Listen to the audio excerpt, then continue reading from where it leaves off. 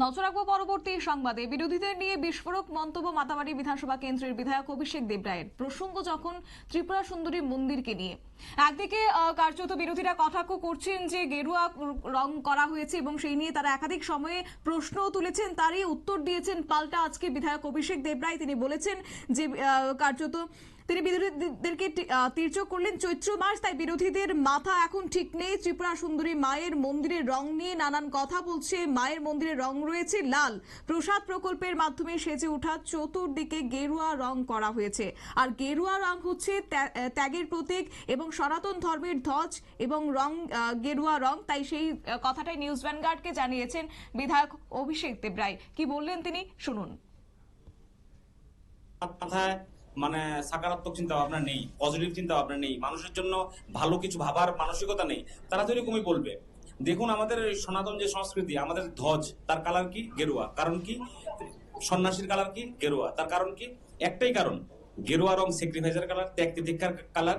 তো এই জায়গাতে গেরুয়া যদি হয়, আমাদের মন্দিরের ডেভেলপমেন্ট হচ্ছে, মূল যে মন্দির ঠিক রেখে বাহ্যিক আমাদের এক্সপানশন হয়েছে। তো কালার নিয়ে বললে কি হবে? কালার নিয়ে বলে কি হবে? গেরুয়া রাখা যাবে না? সন্ন্যাসীদের বার করে দিতে হবে? হিন্দুত্ব থাকবে না? কেন হিন্দুদের সহ্য হচ্ছে না? তাহলে আমি তো বলবো হিন্দুদের টার্গেট করার জন্য এই কথা বলা হচ্ছে, হিন্দু সেন্টিমেন্টকে টার্গেট করার জন্য এই কথা বলা হচ্ছে যে গেরুয়ার উপর যদি টার্গেট হয়, তাহলে সন্ন্যাসীদের উপর টার্গেট হবে, হিন্দুত্বের উপর টার্গেট হবে, সনাতনের উপর টার্গেট হবে। তাহলে যদি মনে হচ্ছে আমার এই টার্গেট করার জন্য এই ধরনের কথাগুলো বলছে। আর আমি তো দেখেছি ওই দিন যাওয়ার সময় আমাদের যিনি প্রাক্তন বিধায়ক ছিলেন কমিউনিস্ট পার্টির, ওনার বাড়ির গেটের রং হতো গেরুয়া। তাহলে কি গেরুয়া রাখা যাবে না? এরকম কোনো ইস্যু? তো এগুলো বলবে, তারা বলার জন্য অনেক কিছু রাজনীতির জন্য করবে। আমরা এই মার মন্দিরের রাজনীতি চাই না। আমরা মানুষের জন্য কাজ করতে এসেছি, আমরা মানুষের জন্য কাজ করব। মানুষ যেটা চাইবে সেটাই করব। জোর করে ধমকিয়ে চমকিয়ে মানুষকে আটকে রাখা যায় না, মানুষের মন জয় করা যায় না। যেটা বিগত দিনে তারা করেছে, এখনো করার চেষ্টা করছে। কিন্তু বডি ল্যাঙ্গুয়েজ যদি আপনারা দেখবেন তাদের ভাষা, তাদের যে বডি ল্যাঙ্গুয়েজ কতটুকু বাজে, কতটুকু নিম্নমানের, এবং যে সমস্ত ওয়ার্ড তারা ইউজ করে ওগুলো কত বাজে। তো আমরা এই সমস্ত কথা নিয়ে বলবো না। মার কাছে এসেছি, মার চরণে সবকিছু রাখছি। মাই দেখবে, মাই দেখেছে, আগামী দিনে মা দেখবে। আপনারা দেখছেন আমার পিছনেই তো আছে, কালারটা কি চেঞ্জ হয়েছে না হয়েছে আপনারা আমার থেকে বেশি বলতে পারবেন। মেবি হয়তো আমি ভুল বলতে পারি, কিন্তু আপনারা তো ভুল বলবেন না, আপনার ক্যামেরাও ভুল বলবে না। তো কালারটা তো আমার বলার অপেক্ষা রাখে না যে মার মন্দিরের কালার কি চেঞ্জ হয়েছে কি হয়েছে না।